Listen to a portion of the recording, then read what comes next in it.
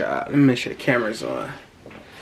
Bet we looking good. So, what's up, you guys? Welcome back to another video with your boy A. Shaw. As you can see by the title of this video, I'm gonna go over what helped make me become a better trader, a more profitable trader, and hopefully the gems I give in this video help you guys become one as well. Right? So, this is gonna be like a raw, uncut video. I'm just gonna pour.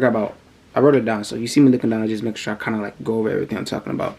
But it's about four or five different things that I feel like everybody should work on when it comes to like just if you really want to be great at this, right? And you don't want to just be good, you don't want to just be average, you don't want to have profits that you're hitting here and then you're hitting stop loss and you're breaking even. I want to make sure that you're about to be great, that you're about to be good, that you can do everything I'm going to give you. The list I'm going to give you is what you can apply to your trading journey right now and see like what are mistakes that you're messing up on and how you can actually improve from that, right? I'm going to have fun making this because I remember when I first started out, like I was over leveraging. I was trying to constantly hurry up and get $100 a day in the market. Entering trades out the 1 minute because I thought the 1 minute was the best time. Like, all right, bet if it's minute time frame, I can enter quick. But that's the case, like it don't work like that. And it took me a minute to realize that. Maybe not a minute, but like probably like a couple months after I started trading. But excuse me, let me drink some water. I feel like I'm speaking low.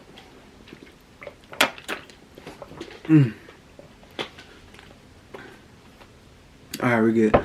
But yeah, bro, it took me a minute to realize that like the 1 minute, you could trade on a 1 minute, like if you're a scalper.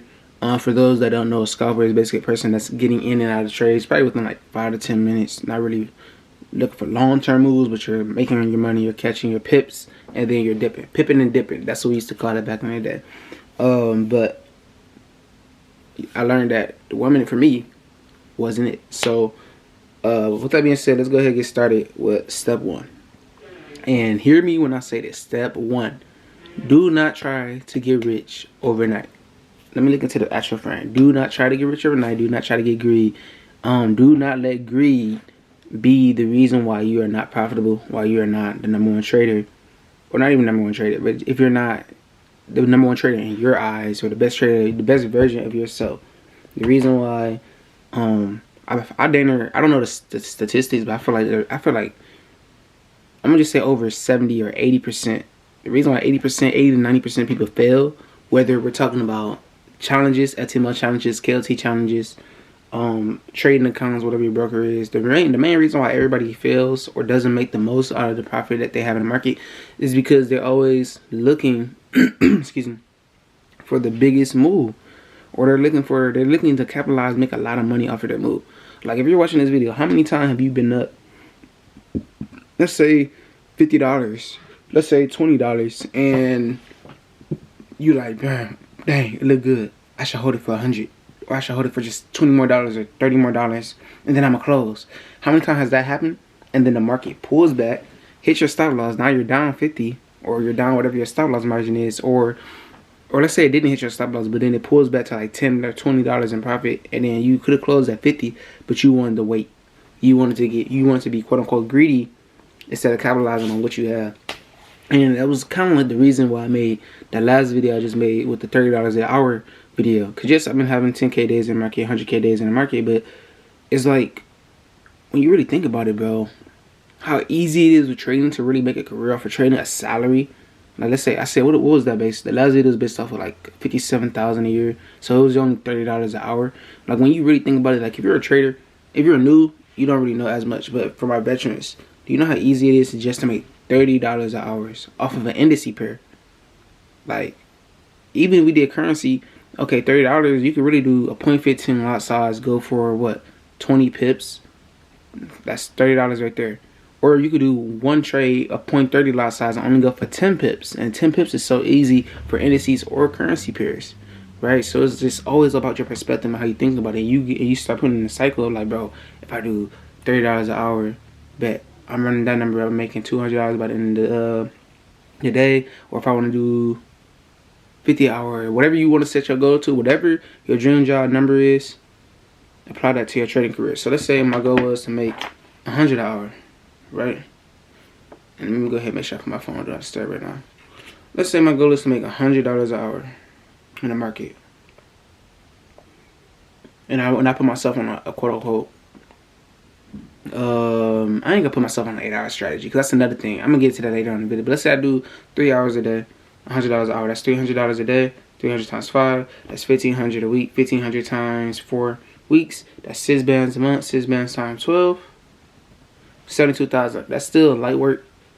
But I'm just showing you perspective. Like 72,000, that could be a lot to somebody that's watching this video right now, and that could change their financial situation, right? So, first step, don't try to get greedy. Don't try to get rich off of one trade, but instead focus on using, let's say, we could say, figure out the lot size. Figure out basically, like I basically already just said it. Figure out what is the amount that you're trying to make, right?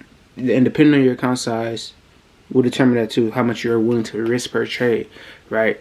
But let's say, so for me, I think I have on my website right now, let's see, under free resources, I'm pretty sure I have a $300 account. Let me see, where they at? Funded accounts, yep. So I have a $300 account trading account plan. I have a $500 account trading account plan. I have $1,000 trading account plan.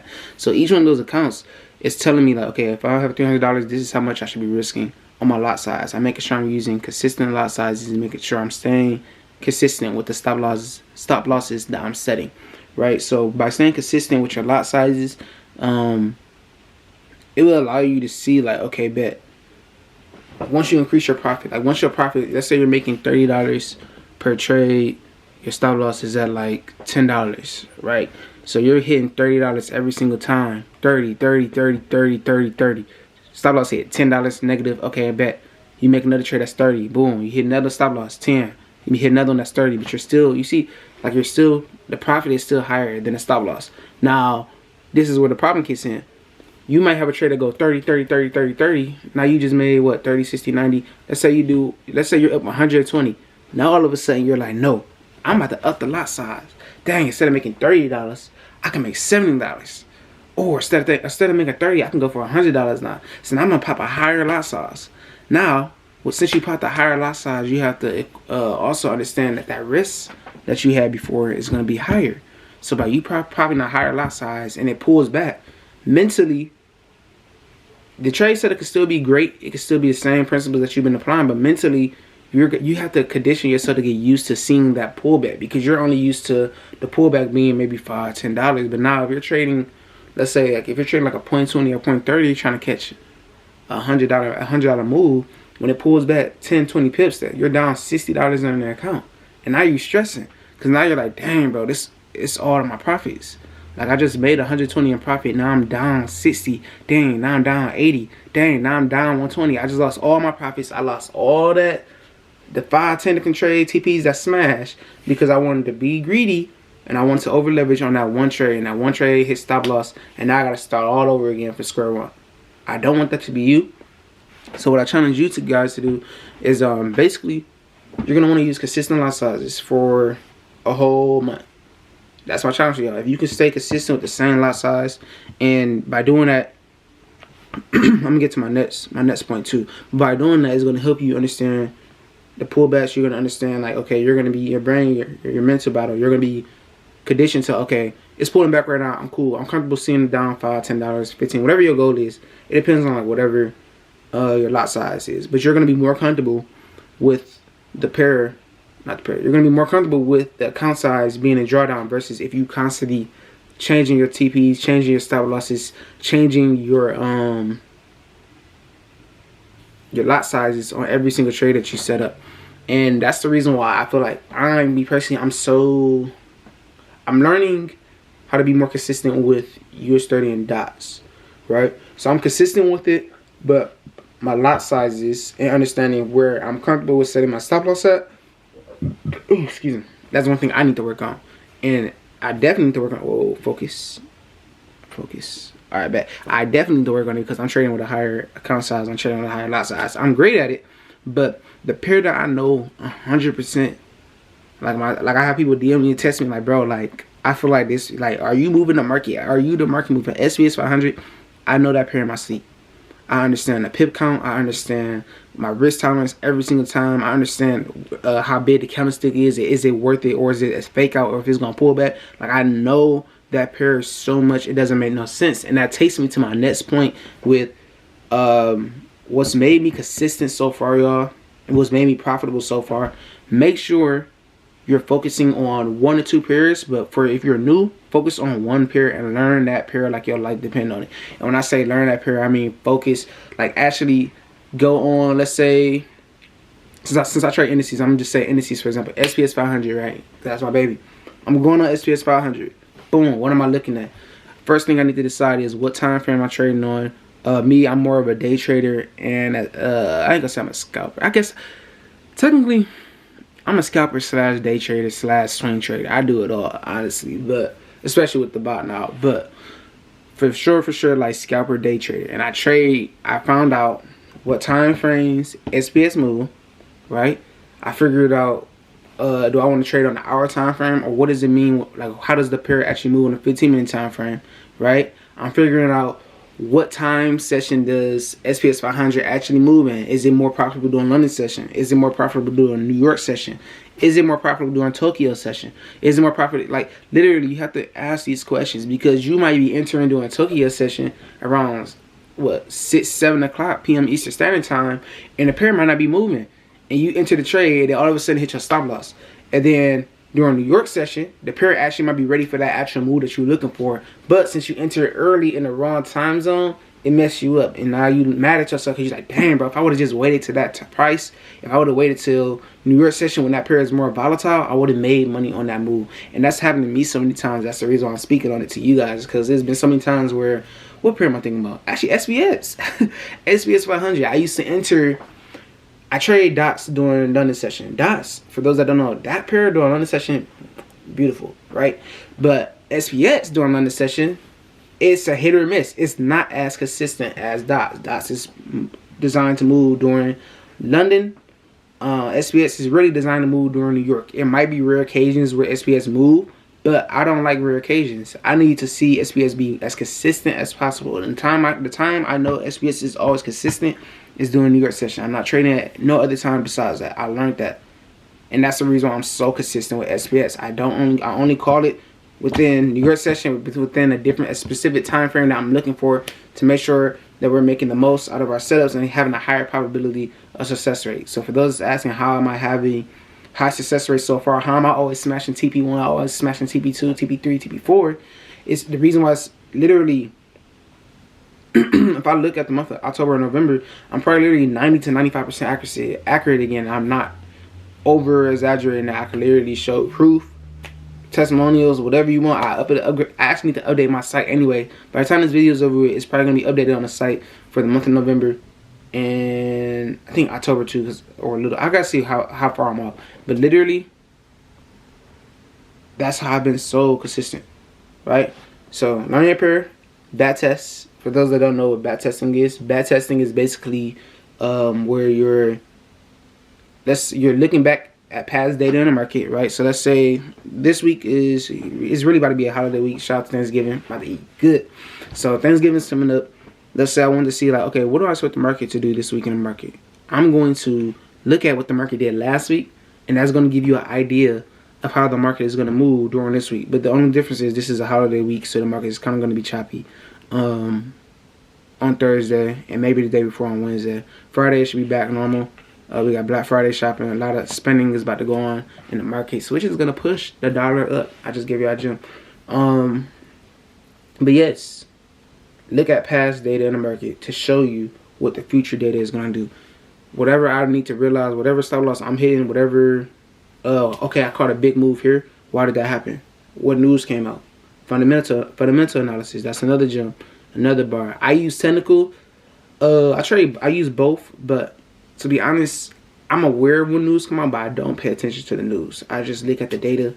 I see, okay, it came out negative, but I understand. For me, I understand SPS. Okay, if it goes negative, we might see a push for the buy first to the next resistance level, then expect that sell off from there. And literally 9 times out of 10, it happens every single time. But that comes from me understanding the pair, back testing it, actually learning, like I said, a time frame, using proper risk management, right? Proper like risk management. I want to see. Let's see what day. It was like what started me going crazy. It literally was an SBS trade. It was SBS and US 30. Let's see. Like, I was using so much consistent sauce.